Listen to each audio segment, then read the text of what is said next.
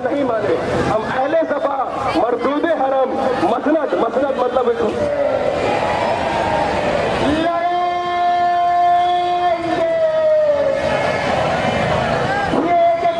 हम अगले स्पीकर के तौर पे जामिया मिल्लिया में जब ये जामिया मिल्लिया साझा की बुनियाद डाली गई तो उसी दौरान 1925 में एक और बुनियाद डली थी और वो बुनियाद RSS की डली थी और ये दोनों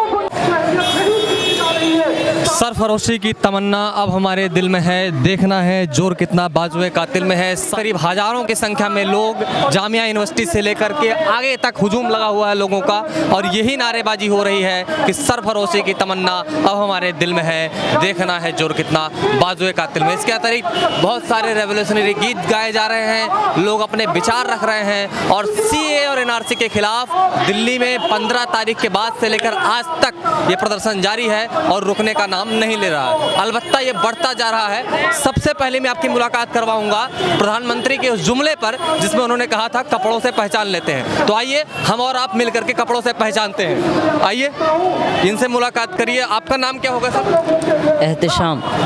एहतिशाम। अच्छा, आप क्या है, क्रिश्चियन है? नहीं सर, इस टाइम तो फिलहाल मैं एक हिंदुस्तान हूँ। नहीं, जैसे प्रधानमंत्री ने कहा था कपड़ों से पहचान लेते हैं। हाँ, तो कैसे पहचाना जाए? इसीलिए मेनली मैं खड़ा हूँ यहाँ पर, अलग अलग धर्म लेकर के आप पहचानिए। फिर नरेंद्र मोदी ने कहा था ना जैसा कि, तो आप अगर पहचान सकते हैं तो मुझे देखकर पहचानिए कि मैं कौन हूँ। बता दीजिए, आप खुद ही बता दीजिए। रीड फॉर रेवोल्यूशन एक बुक फेयर टाइप का वहाँ पर लगा हुआ है जहाँ पर किताबों का हुजूम है और यहाँ पर लोग किताबें पढ़ रहे हैं और एक दूसरे को बांट भी रहे हैं किताबें पढ़ने के लिए। Read for revolution. इसके अलावा यहाँ पर देखिए कि किस तरह से ये पोर्ट्रे किया जा रहा है। सबसे पहले यहाँ पर आप देख सकते हैं मुनव्वर राणा साहब की तस्वीर लगी है, उसके बाद बोल के लब आज़ाद तेरे, फिर पीयूष मिश्रा, फिर राहत इंदौरी, फिर जावेद अख्तर साहब, फिर अल्लामा इकबाल साहब की फ़ोटो लगी हुई है जिनका वो गीत है जो आजकल खूब सुना जा रहा है। तो रेवोल्यूशनरी। और यहाँ पर आप लोग सर एक मिनट आ जाएंगे ना? क्या नाम है आपका? मेरा नाम निहाल है। निहाल सर, आप लोग यहाँ पर लोगों से लिखवा रहे हैं अपने थॉट्स। जी, हमारी पूरी कोशिश है कि लोगों का जो भी इमोशन है, जो वो सोच रहे हैं इस पूरे मूवमेंट के हवाले से, उनको एक डॉक्यूमेंट करने की हमारी कोशिश है। तो हमने एक प्लेटफॉर्म तैयार किया कि लोग आएँ और अपने थॉट्स को लिखें। अभी तक कितने हो गए होंगे डॉक्यूमेंटेशन? कल ही शुरू किया है। अब तक हमारे पास सिर्फ राइटिंग फॉर्म में, आर्टिकल फॉर्म में अराउंड 100 हो चुके हैं और पेंटिंग भी, बहुत से बच्चे आते हैं उनको आर्ट बनाना है तो हमने पेंटिंग भी उधर रखा है। तो हमारे पास सिर्फ आर्टिकल 100 हो चुके हैं। नाइस। तो ये एक तरीका है प्रोटेस्ट का। आप देखिए कि हिंदुस्तान में आप किस तरह से प्रोटेस्ट किया जा रहा है। लोग सड़कों पे नारे भी लगा रहे हैं और ये पूरा बहुत साधारण और शांतिपूर्ण तरीके से चल रहा है। यहाँ पर कोई इस तरह का वो नहीं है। क्या नाम है आपका? मदीहा। आप कहाँ से हैं? जामिया से हूँ, दिल्ली में रहती हूँ। क्या करती हैं आप? मैंने इंग्लिश ऑनर्स किया है जामिया से, मेरी स्कूलिंग भी जामिया से है और अभी मैं B.Ed कर रही हूँ। तो आप यहाँ पर कितने दिन से आ रही हैं प्रोटेस्ट में? From 41 days daily. 41 डेज। 15 तारीख दिसंबर में 15 तारीख को जो ब्रूटैलिटी हुई थी पुलिस, उस वक्त आप आस-पास में थी, यहाँ थी? मैं डे टाइम में थी बट अनफॉर्चुनेटली मैं बाद में अपने घर चली गई थी, तो मैं उस टाइम वहाँ पे नहीं थी, लेकिन मेरे फ्रेंड्स थे यहाँ पे। तब से लेकर अभी तक आप लोग यहाँ पर? रोज़ आती हूँ और मैं रोज़ आऊँगी बिकॉज ये मेरी फैमिली है। यहाँ पर देखिए कि जामिया प्रोटेस्ट डे 41 41वां दिन है और यहाँ पर लिखा गया if rule by appropriate laws can rightly be called as the rule of wisdom then perhaps a rule by the abriderians can rightly be called as the smile of devil, ये जो quote है, you think therefore you are, और इसके साथ साथ यहाँ पर ये क्राफ्ट भी बनाया जा रहा है। क्या नाम है आपका? मेरा नाम राही है और मैं जामे का ही स्टूडेंट हूँ। और मैं इस बोर्ड के बारे में बता दूँ कि इस बोर्ड में यहाँ पे जो स्टूडेंट्स जो रात के टाइम में पढ़ने के लिए आते हैं वही लोग कोट लिखते हैं। कई बार मैं लिखता हूँ। ये आज का कोट है जो एक हमारे फेलो रीडर है उन्होंने लिखा था। ये क्या बना रहे हैं? और ये सुप्रीम कोर्ट का एक रिप्लिका बनाया जा रहा है। ये बच्चे बना रहे हैं, स्कूल के बच्चे बना रहे हैं। यहाँ देखिए स्कूल के बच्चे हैं ये सुप्रीम कोर्ट की रिप्लिका बनाने के पीछे का क्या है? इसका पीछे का इनका कारण है कि ये अपने वे में प्रोटेस्ट करना चाह रहे हैं। इनका अपने वे में है कि सुप्रीम कोर्ट हमारी बात सुनो, जिनके आज क्या कहते हैं हियरिंग हुई है। और मैं स्कूल के स्टूडेंट से बात करूंगा। क्या नाम है जनाब आपका? मोहम्मद हुज़ैफा। तो आप ये सुप्रीम कोर्ट का रिप्लिका बना रहे हैं, क्राफ्ट वर्क कर रहे हैं, तो इसके पीछे का आपके दिमाग में क्या रीज़न चल रहा है? कि सुप्रीम कोर्ट को मतलब जो फैसला देना चाहिए था वो आज अच्छा सही देना चाहिए था, उन्होंने अब उसको बढ़ा दिया। ऐसे ही बढ़ाते रहेंगे, कुछ कर तो रहे नहीं है। तो इनको मतलब हमारे पक्ष में सही सही फैसला देना चाहिए था। पर ठीक है, तो इस तरह के प्रोटेस्ट जामिया में बहुत किस्म की चीज़ें हैं जो आपको दिखाते रहेंगे, और काफ़ी लंबा है, सब कवर कर पाना मुश्किल होगा एक दिन में, लेकिन हम प्रयास करेंगे कि जब तक हम दिल्ली हैं तो बीच में आ जाएं। यहाँ पर देखिए कि यहाँ पर नारेबाजी भी हो रही है एक दूसरे छोर पे, और लोग सेल्फियाँ भी ले रहे हैं, तो ये एक तरीका भी है। देखिए यहाँ पर, आपका नाम? मेरा नाम समस्ता विराज है। अच्छा, आप लोगों ने यहाँ पर एक तरह का रेवोल्यूशन टाइप का बनाया है पूरा।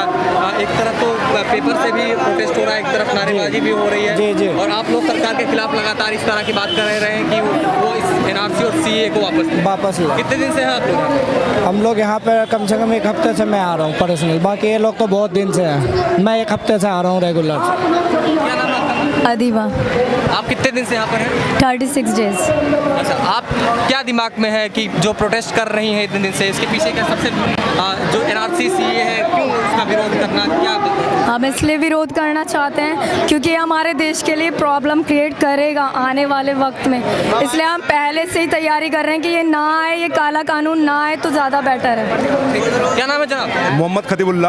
आप भी यहीं जामिया नगर? बिल्कुल नहीं, हम आए भजनपुरा से, हम आए सर, भजनपुरा चांदबाग से हम आए। हम ये बोलना चाह रहे हैं सर, एक चीज़ बताइए, इतने दिन हो गया अमित शाह बोल रहे हैं हम तो एक इंच पीछे नहीं हटेंगे। हम ये बोलना चाह रहे हैं आपसे, बताइए इतना प्रदर्शन हो रहा रोडों पे, कुछ तो बोल दे NRC CAA के बारे में कि हाँ हम जो है आप लोगों के लिए इंतजार कर रहे हैं कि सरकार का कोई नुमाइंदा आए। बिल्कुल सर, कुछ तो बोले सर, वो कुछ तो बोले कि हम मुसलमानों को भी इसमें लेना चाहते हैं। सर वो तो कुछ बोल ही ना, ना अमित शाह जी बोल रहे, ना मोदी जी बोल रहे, कुछ तो बोल ही नहीं। आप लोग सोच रहे हैं कि सरकार कुछ बोले? हाँ कुछ बोले, लेकिन सर इतना प्रदर्शन हो रहा है सर, कोई सरकार कुछ बोल ही नहीं रहा है सर। दुख है इस बात? बिल्कुल दुख है सर, हम लोग हिंदुस्तान के रहने वाले हैं सर। इतना आपकी सरकार आपके प्रदर्शन पे कुछ नहीं बोल रही? कुछ नहीं बोल रहे सर, इतने दिन से 1.5 महीने से सर प्रदर्शन हो रहा है सर, पूरे हिंदुस्तान हो रहा है, लेकिन सरकार इसमें कुछ नहीं बोल रहा सर। मैं जब से यहाँ विजिट कर रहा हूँ, पूरा प्रोटेस्ट में ऑब्जर्व करने की कोशिश कर रहा था, मुझे जो सबसे ज़्यादा अट्रैक्ट कर रहा है वो ये पॉइंट है, रीड फॉर रेवोल्यूशन। ये एक पॉइंट बनाया गया है जहाँ पर बहुत सारे राइटर्स की बुक रखी गई हैं। यहाँ पर नेहरू की लिखी हुई किताबें हैं, यहाँ पर गांधी की लिखी हुई किताबें हैं, और भी तमाम तरह की किताबें हैं, अम्बेडकर साहब की बुक्स रखी गई हैं। और ये बेसिकली ये मैसेज दिया जा रहा है कि आप पढ़ो, और पढ़ने के बाद लोकतंत्र को, संविधान को और डेमोक्रेसी को समझो, और उसके बाद विरोध करो, यानी कि रीड फॉर रेवोल्यूशन। बहुत अच्छा कोट भी है। और मेरे हाथ में जिसमें जो किताब है ये है MK गांधी की लिखी हुई बुक है, गांधी जी की हिंद स्वराज और इंडियन होम रूल। ये बहुत अच्छी बुक है उनकी, ये मैंने पढ़ी हुई है इसलिए मैंने इसको हाथ में ले लिया। इसके अलावा और भी बहुत सारे बुक्स हैं और यहाँ पर लोग पढ़ रहे हैं। सर आ जाइए ना, आगे आइए थोड़ा सा। क्या नाम है आपका? ज़ीशान अहमद। क्या पढ़ रहे हैं अभी आप? मैं पढ़ रहा हूँ अरुंधति रॉय की लिखी हुई the mystery of utmost happiness. मैंने भी पढ़ी है जी। इसके बारे में बताइए थोड़ा लोगों को। एक ट्रांसजेंडर के ऊपर जो अभी तक मैंने शुरू किया है उसके ऊपर किताब है कि एक अंजुम नाम की एक ट्रांसजेंडर है और उसकी फैमिली की कहानी है जो ओल्ड दिल्ली के अराउंड घूमती है। तो वही भी शुरू किया हमने 20-25 पेजेस पर। तो ठीक है, the mystery of utmost happiness आप पढ़ रहे हैं, रिसेंटली जो पिछले साल आई थी बुक अरुंधति रॉय की। आप क्या पढ़ रहे हैं? जी हम नेशनलिज्म पढ़ रहे हैं। ये हाँ रविंद्रनाथ टैगोर की किताब। जी तो अभी क्या समझा राष्ट्रवाद? देखिए राष्ट्रवाद दो, आप बताइए कि मौजूदा सरकार का राष्ट्रवाद या RSS का राष्ट्रवाद और जो राष्ट्रवाद आप पढ़ रहे हैं कितना फर्क है? ये तो बिल्कुल आसमान और ज़मीन का अंतर है। ये बिल्कुल छल और कपट है। मैं बता देना चाहता हूँ कि दो चीज़ें होती है, एक नेशनलिज्म, एक पेट्रियोटिज्म। अगर हमारे अंदर कोई कमी है तो हम उसको उजागर करेंगे, और ये संविधानिक राइट भी है। हमें आर्टिकल 19 भी मिला है, हमें फंडामेंटल राइट मिला है कि हम सरकार अगर कोई चीज़ गलत करती है तो हम सवाल उठाएंगे, लेकिन हम देशभक्त हैं, इस बात का हमें सबूत नहीं देना पड़ेगा। राष्ट्रवाद आपने कहा ना कि पेट्रोटिज्म और नेशनलिज्म दोनों अलग चीज़ जी, दो अलग चीज़ें हैं। नेशनलिज्म का अम्बेडकर साहब कहते थे कि मैं नेशनलिस्ट नहीं हूँ लेकिन मैं पेट्रियट। हाँ, तो ये बात मैं बताता हूँ कि आपको जब हिटलर के ज़माने में हिटलर कोई काम करता था तो जो उसके फॉलोअर्स होते थे, ये टॉपिक अच्छा है, इस पे बात करते हैं। देखिए जो हिटलर के फॉलोअर्स थे वो ये कहते थे कि जो हिटलर कर रहा है, वो ज्यूस लोगों को मार भी रहा है तो वो सही है, हिटलर जो कर दे वो सही है। तो वैसे ही जो इस मौजूदा सरकार के जो मानने वाले लोग हैं वो कह रहे हैं कि जो मोदी जी कर रहे हैं, जो ये सरकार फासिस्ट सरकार जो कर रही है वो सही है, और जो इसके साथ नहीं खड़े हैं वो नेशनलिस्ट नहीं है। लेकिन भाई साहब, हम संविधान और महात्मा गांधी और अंबेडकर के मानने वाले लोग हैं, हम संविधान के साथ खड़े हैं, और जब जब आप फासिस्ट ताकतों से इस डाइवर्सिटी और इस नेशन को तोड़ना चाहेंगे तब तक हम आपके खिलाफ खड़े होंगे और लड़ेंगे। क्या नाम है आपका? हमारा नेशनलिज्म रमीज रजा मेरा नाम है। मैं सिवान से हूँ, सिवान बिहार। बिहार से है, लग भी रहा है। जी बिहार से जामिया में स्टूडेंट? जी जामिया के तालिब इल्म हूँ। क्या कर रहे हैं आप यहाँ पे मैं पॉलिटिकल साइंस का विद्यार्थी हूँ। अच्छा, आप पढ़ भी पॉलिटिकल साइंस रहे हैं तो बढ़िया समझा रहे होंगे आप। जी जी ठीक है। और भी लोग हैं, और लोगों को बुला देंगे क्या बात करने के लिए? चलिए ठीक है, आ जाइए साहब, आ जाइए। क्या नाम है? मेरा नाम अंजर राही है। कहाँ से हैं आप? जामिया इस्लामिया। नहीं, आप स्टूडेंट कहाँ से प्रॉपर्ली? मैं बिहार से हूँ। अभी बिहार से हैं तो यहाँ पर क्या पढ़ रहे हैं? मैं बी ऑनर्स है। B honours first year, second year, third first year. First year जी। तो बी ऑनर्स आप किस सब्जेक्ट में कर रहे हैं? मैं इस्लामिक स्टडीज से कर रहा हूँ। इस्लामिक स्टडीज़ कर रहा हूँ। तो अभी का जो आपका विरोध है इसको आप अपने छोटे संदर्भ में समझाने की कोशिश करें। मेरा विरोध है कि मैं सबसे पहली बात बता दूं कि मेरी लाइब्रेरी थोड़ी थी, तो मैंने यहाँ रीड फॉर रेवोल्यूशन के नाम से लाइब्रेरी खोल दी है, और एक प्रोटेस्ट का वे भी है, और एक तरह का सिंबॉलिक जो लाइब्रेरी तोड़ी गई है हाँ उसके खिलाफ भी है, और एक प्रोटेस्ट का तरीका भी है, और एक ये भी दिखाना है कि हम तालीम से, एजुकेशन से दूर नहीं है, क्योंकि ये सरकार एजुकेशन से डरती है, एजुकेट पर्सन से डरती है। जामिया में, JNU में, MU में स्टूडेंट पे हमला, लाइब्रेरी में हमला, टीयर गैस फेंकना, इससे पता चलता है कि ये सरकार एजुकेट पर्सन से डरती है। इसलिए हमने ये लाइब्रेरी भी खोल दी कि हमारा प्रोटेस्ट के साथ साथ एजुकेशन, तालीम वाली फील्ड भी है वो भी चालू रहे। इसलिए कि हमारा नारा है पढ़ो जामिया जिंदाबाद, लड़ो जामिया जिंदाबाद। क्या नाम है आपका? मेरा नाम ऐमन रिजवी है। सर गुस्से में क्या, मतलब हम यहाँ पर हम 14 तारीख से बने हुए हैं। अच्छा। यहाँ पर पुलिस आती है, लाठियाँ भाजती हैं, गोलियाँ भाजती है, बारूद ऐसे फेंक रही थी मानो मैं अफगानिस्तान में हूँ। मैं यहाँ पे पास आउट हूँ, उसके बावजूद मैं यहाँ पिटी थी। मतलब जब हम लोग यहाँ पर पास आउट होने के बाद मैं जामिया में नहीं एंट्री कर सकती हूँ, तो पुलिस ने कैसे? तो नरेंद्र मोदी कह रहे हैं कि आपको या भारत के माइनॉरिटीज को इससे डरने की जरूरत नहीं। सर हम क्यों डरे, वो डरे ना हमसे। हिंदुस्तान हमारा कल भी था। विरोध किस बात? तो सर आप कैसे कह सकते हैं कि हम हिंदुस्तानी नहीं? आप 6 मजहब को कैसे शामिल कर सकते हैं? आप हमें कैसे निकाल सकते हैं? आप इंडिया गेट को उठा कर देखिए, हमारे नाम में हमें 75%। तो आप फिर मतलब आप कैसे कहते हैं? मतलब ये तो वही बात होगी, मैं अपनी माँ से कहूँ कि वो साबित करे कि मैं उसकी बेटी हूँ, नहीं साबित करेगी। अगर वो साबित नहीं करी तो मैं हराम की बिल्ली हो गई फिर। मतलब आप हमसे वोट लेते हैं तब हम हिंदुस्तानी होते हैं, है ना? जब आप जीत कर आ जाते हैं तो कहते हैं साबित करो। आप आधार कार्ड बनाते हैं, हम मोबाइल लेते हैं तो आधार कार्ड, टीवी लेते हैं तो आधार कार्ड, और फिर आप कहते हैं आधार कार्ड नागरिकता का प्रमाण नहीं है। आपका बच्चा तो हमारी सांसें भी उसके साथ कनेक्ट कर दे, फिर भी वो नागरिकता का प्रमाण नहीं, तो फिर क्या चाहिए आपको नागरिकता? आप कहते हैं कि हम 50 साल पुराना आपको पेपर चाहिए। अरे अरुण जेटली साहब का बयान उठाकर देखिए, इन्होंने 2014 में दिया था कि 30,000 करोड़ जो है वो जो है भूमिहीन है, 1 करोड़ 45 लाख है वो बेघर हैं, 15 लाख जो है वो आदिवासी हैं, 8 करोड़ जो है वो क्या नाम है आदिवासी 8 करोड़, 15 करोड़ जो है वो है जितने ये खाना बदोश हैं। तो जब इतने सारे तो इनके पास पेपर नहीं, तो हमारे पास पेपर कहाँ से आएंगे?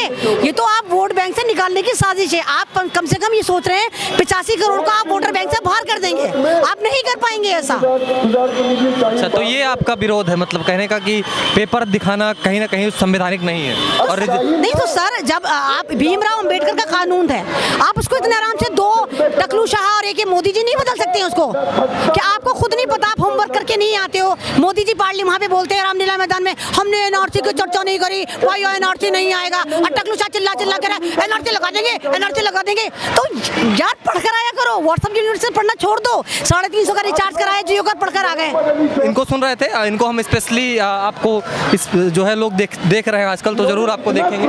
आप लोग आ जाइए। एक चीज़ बोलना चाहते हैं, अमित शाह जी घंटा लखनऊ जाते हैं, रैलियां करके आते हैं, घंटा घर में वहीं से 10-15 मिनट का रास्ता है, सफर है, वहाँ पे प्रदर्शन कर रहे हैं जनता, उनके पास उसको 1 मिनट का मिलने का टाइम नहीं सर। इस पे अमित शाह जी कुछ बोल ही नहीं रहे, ना मोदी जी कुछ बोल रहे हैं इस पे कि हाँ मुसलमानों को भी रखा जाएगा या ये डॉक्यूमेंट्स आपको दिया जाएगा। 1971 का आपने डॉक्यूमेंट्स मांग लिया, 80% मुसलमान है जिनके पास डॉक्यूमेंट्स नहीं है, अब मेरे लाइए, हमारे पास पहचान पत्र है, आधार कार्ड है, पैन कार्ड है, राशन कार्ड सब कुछ है, बाप का नाम मोहम्मद क़याम की जगह मोहम्मद क़यामुद्दीन है, अब मेरे नाम है मोहम्मद खतीबुल्लाह, अब मोहम्मद क़यामुद्दीन लिख दिए, उसमें एक अक्षर में फर्क है, उसमें तो हम एनआरसी से बाहर है, हम कितने डॉक्यूमेंट सही कराएंगे? हमारे से करोड़ों आदमी जिनके पास डॉक्यूमेंट्स गलत है। सही बात। अमित शाह जी कुछ बोल ही नहीं, ना मोदी जी बोल रहे कुछ इसमें, यहाँ ये डॉक्यूमेंट्स आपको एनआरसी में लाया जाएगा, कुछ नहीं बोल रहे इस पे। हम अभी गए थे वहाँ सुप्रीम कोर्ट में, हम वहीं थे, हम वहीं से अभी आए, वहाँ बोल दिया 4 हफ्ते के लिए डेट बढ़ गया, इसमें कुछ ना कुछ काला है। आज की फैसला सुनानी थी, 4 हफ्ते के डेट बढ़ा दिया गया, इसमें कुछ ना कुछ तो मन में मैल है, कुछ बोल ही नहीं सर। तारिक अबरार। आप कहाँ से हैं प्रॉपर्ली? मैं बरेली से हूँ, यहाँ जामिया में पीएचडी कर रहा हूँ। बताइए कि 1920 में जामिया खिलाफत मूवमेंट से निकल के बना था और इसका यही मकसद था कि लोगों को इल्म से जोड़ा जाए। जी जी बिल्कुल। है ना, तो वो अब 2020 100 साल पूरे हो रहे हैं और देखिए किस तरह से फिर 2020 में भी वो इस तरह का मूवमेंट आप लोग लीड कर रहे हैं, तो आप इस पर थोड़ा सा और बोलिए कुछ। मैंने बताया ना, अच्छा एक बात मैं और ऐड करता चलूँ, किसी ने खिलाफत 2.0 लिखा था। अच्छा। तो उसको क्या हुआ कि जो है जो गोदी मीडिया है रविश कुमार के वाले अल्फाज में, तो उनने उसको ये दिखाया है कि ये लोग इस्लामिस्ट हैं और इस्लाम की बात करते हैं पूरी तरीके से, जबकि खिलाफत 2.0 का मतलब ये था कि हम खिलाफत से निकल के आए थे, हमारी यूनिवर्सिटी निकल के आई थी और फिर हम एक मरतबा उसी रास्ते पे फिर हैं, ठीक है, और हम फिर जो है सरकार को चैलेंज कर रहे हैं कि आप ये लोग गलत कर रहे हैं। हम 1920 में भी जो है अंग्रेजी सरकार के खिलाफ खड़े थे और आज फिर जो है हिटलर के नक्शे कदम पे चलने वाली सरकार के खिलाफ खड़े हैं। जामिया का रोल जो शुरू से रहा है वो एक जो है आप कह लीजिए हमारे वाले शब्दों में वो एक जो है बगावत का अलम उठा के चला है। बीच में जो है हमारे जो है एक पॉलिटिकल साजिश की गई, हमारे साथ सियासी साजिश की गई कि हमको जो है उस मेन स्ट्रीम से अलग करने की कोशिश की गई। हमारे यहाँ से क्या हुआ, हमारे यहाँ से यूनियन ख़त्म की गई, लेकिन फिर भी हम लोगों में वो गट्स थे, हम लोगों में वो पावर थी कि हम यूनियन के बगैर यहाँ पे आए। आपने देखा होगा कि और सारी यूनिवर्सिटी हैं, यूनियन के बगैर ऐसा नहीं हो सकता। यहाँ पर जबकि स्टूडेंट यूनियन भी नहीं, स्टूडेंट यूनियन नहीं है, 15-20 साल से ये कैंपस यूनियन लेस है, लेकिन उसका एक फ़ायदा हमें ये मिला, आज यहाँ का हर बंदा जो है लीडर है अपने आप में। अगर यूनियन होती तो वो 4-5 लीडर होते, लेकिन हमें इससे खुशी इस बात की, दूसरा ग्रुप भी होता बगल में, जी दूसरा ग्रुप भी होता, और हमें इस बात का जो है मतलब एक फ़ायदा मिला कि यहाँ का हर बंदा आज लीडर है और यूनियन ना होते हुए भी पूरे जो है हिंदुस्तान में हम लोग कोऑर्डिनेट कर रहे हैं। तो आप जामिया से हमें देख रहे थे और इस तरह की रिपोर्टिंग हम आपको शाहीन बाग से भी दिखाएंगे। जब तक दिल्ली में हैं, दिल्ली का चप्पा चप्पा एनआरसी और सीए के खिलाफ क्या बोल रहा है आप तक पहुंचाएंगे। बना रहिए द लोकनीति के साथ। धन्यवाद।